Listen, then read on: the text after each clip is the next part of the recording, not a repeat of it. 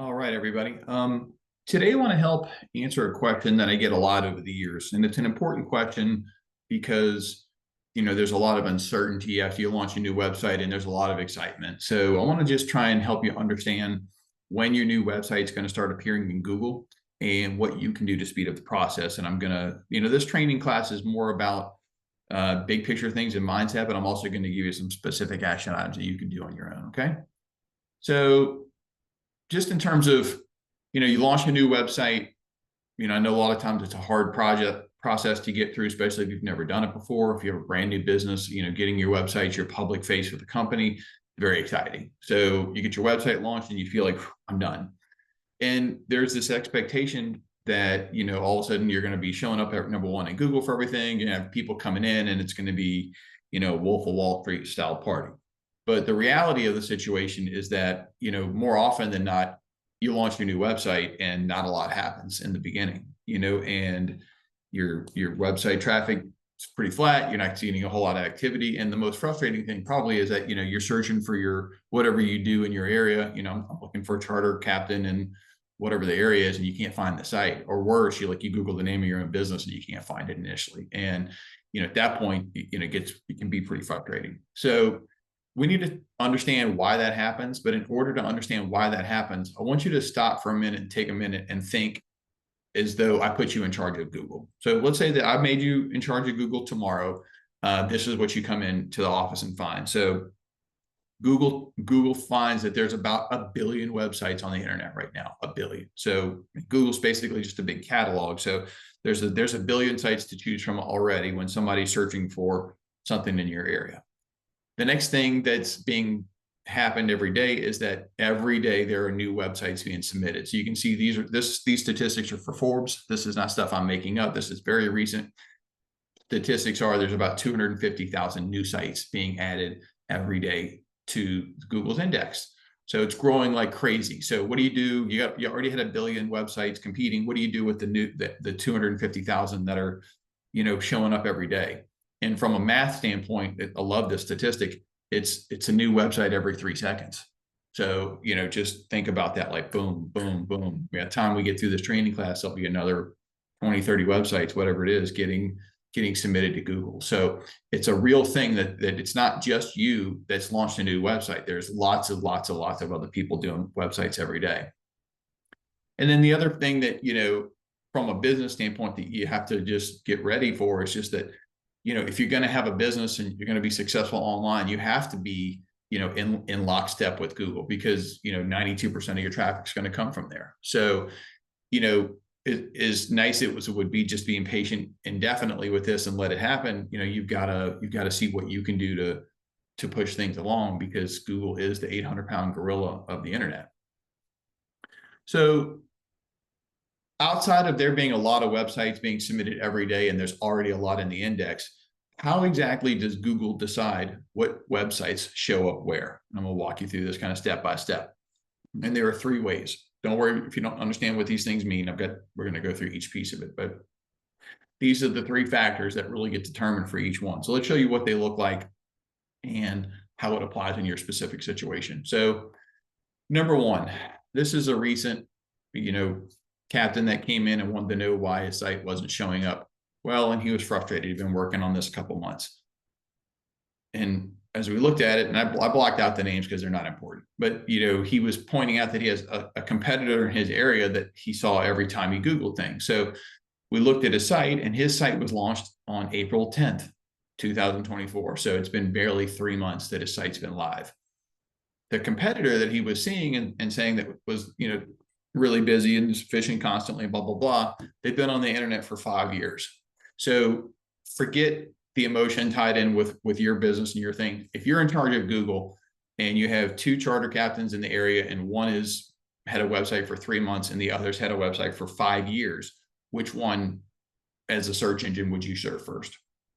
I mean, I don't think there's any question, right? The one that's been up for a while is a more trusted resource. Doesn't mean it's always that way, but in general, I want you to help just kind of understand what a computer is trying to sort through when they see your website versus another website. The next thing that we mentioned on the list is the number of links or backlinks back to your site. And I get this question all the time, like, what's a backlink? It's pretty simple. A backlink is when another website links to your website. So, and I'll give you a specific example of that. So this is, we're from New Orleans.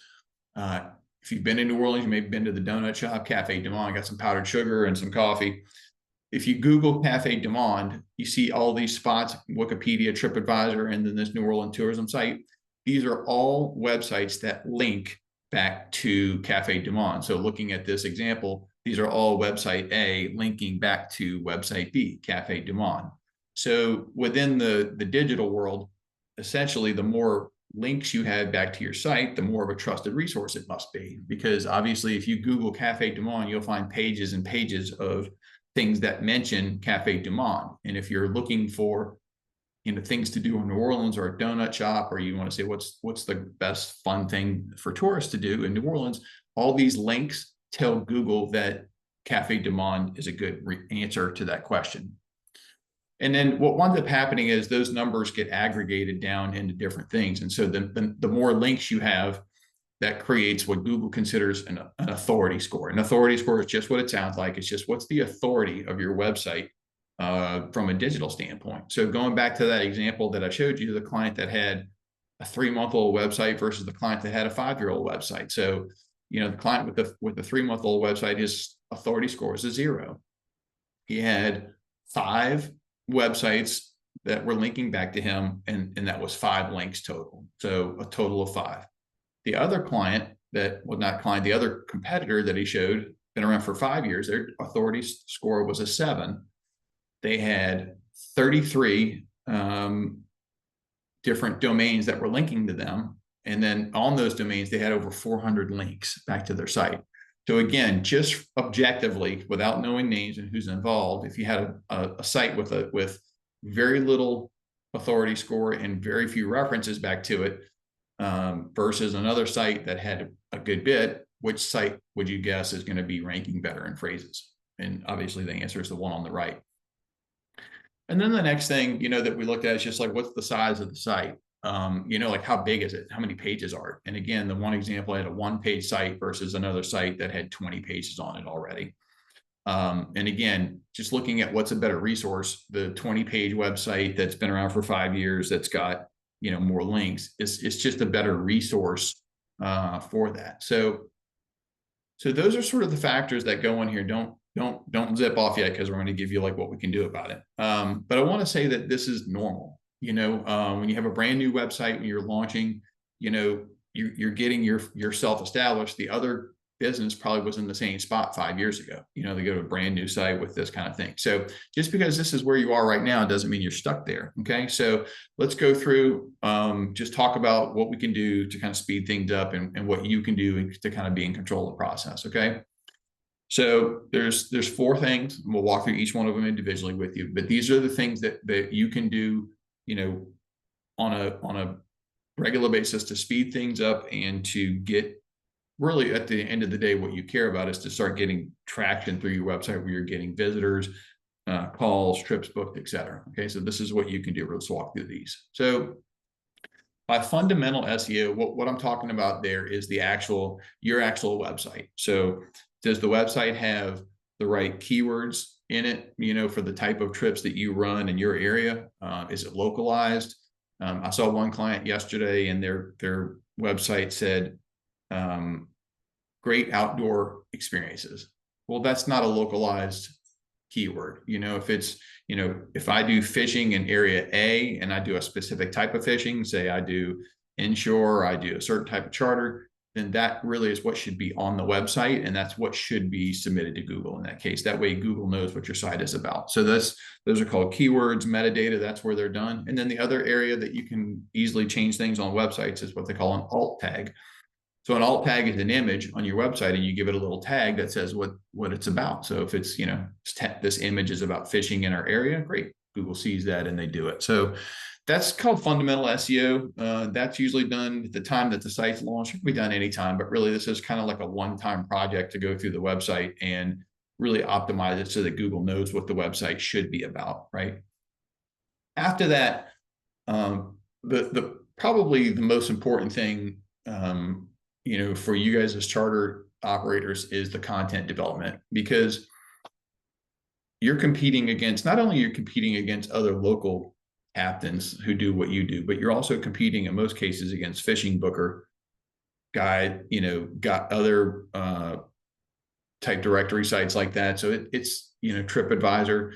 So what Google's looking for is really good content about the area and about the type of charters that you run. So what we suggest is that, you make sure that you have a website page built for each of the type of services that you run. So if you're a charter captain and you do inshore, great, write a page on, redfish, tarpon, snook, whatever kind of fish you catch. Or if you are a tour operator, you run diving tours in this area, write a page about each of the type of diving tours that you do. Is it diving tour A, B, C, D, or if it's a boat rental, whatever it is, make sure that you've got pages about each of the individual services.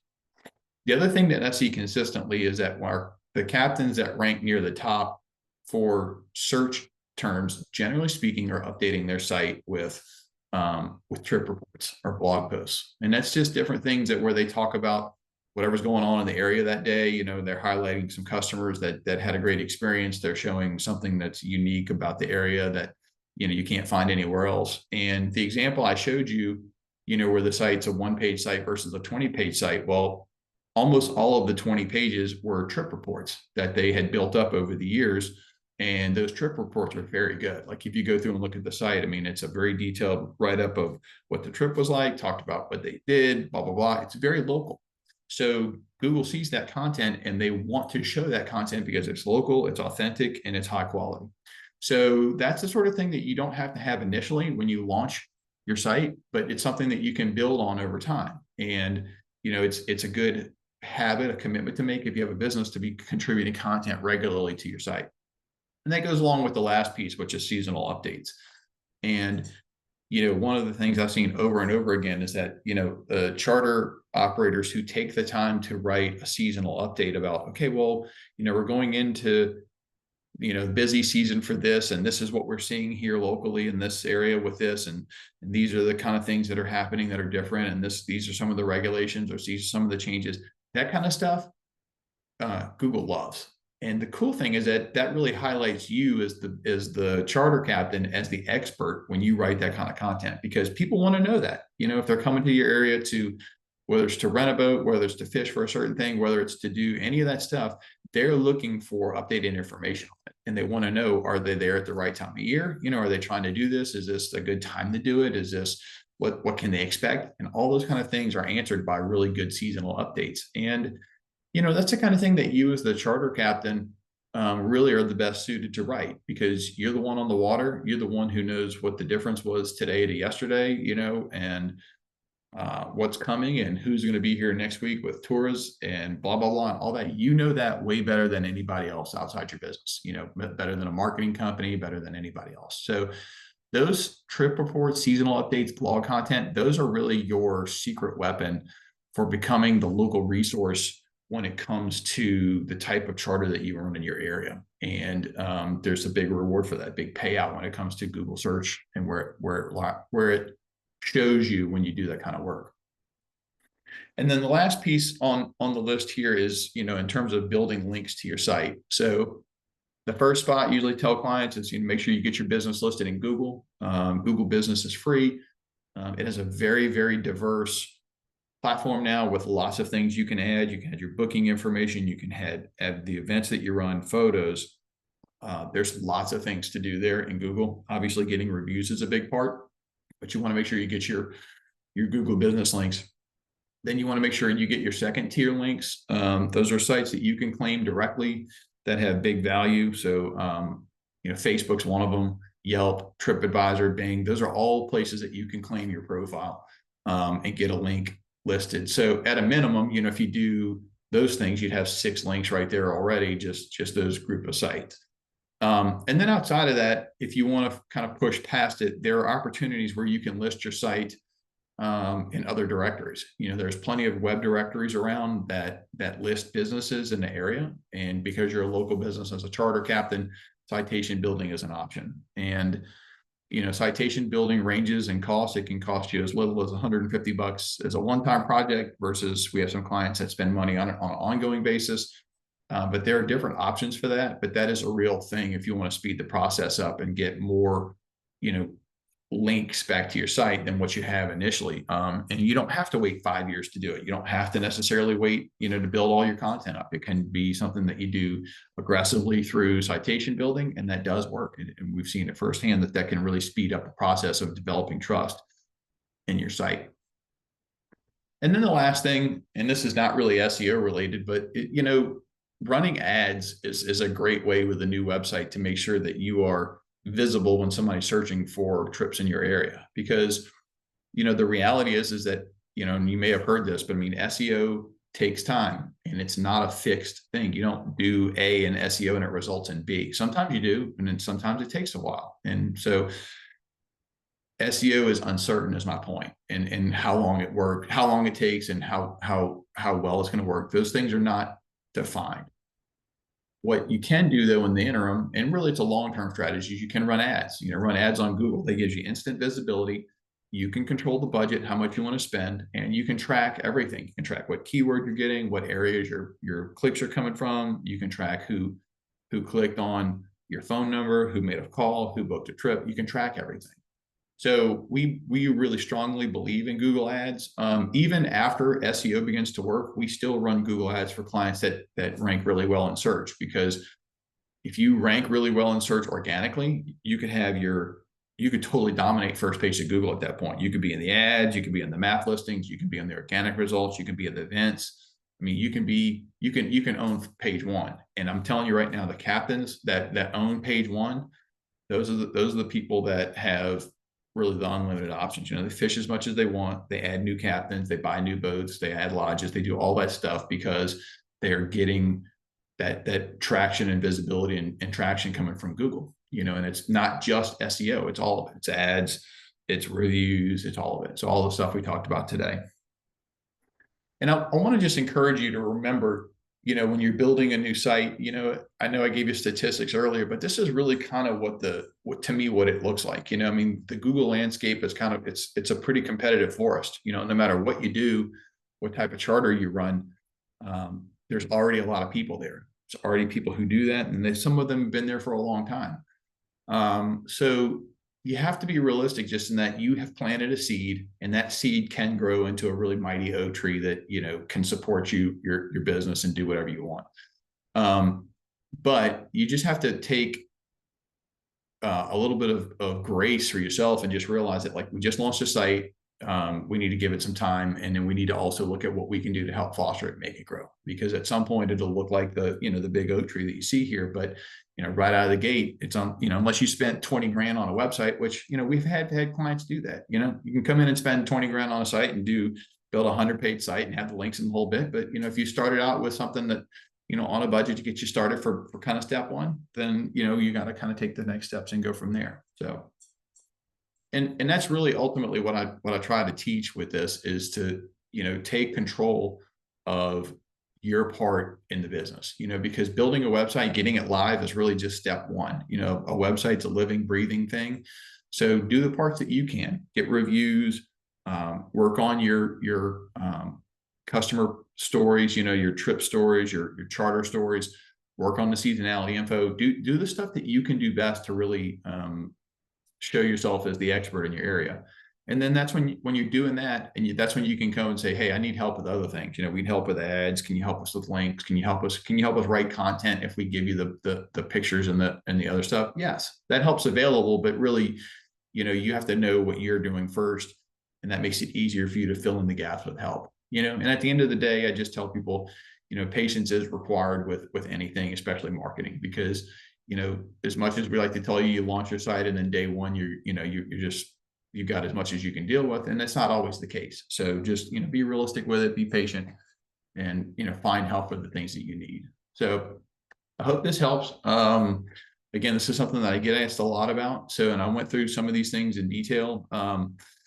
I have a full-blown training course on the SEO side of things, and that goes into way more depth on content and link building and that sort of stuff. So if you'd like access to that, send me a note. We do have that available for you. I didn't want to get too much into the weeds today on that just because it's kind of a separate thing, but I did want to show you kind of what to expect here and sort of the mindset around getting a new site launched. So I hope this helps. Have a great rest of your day.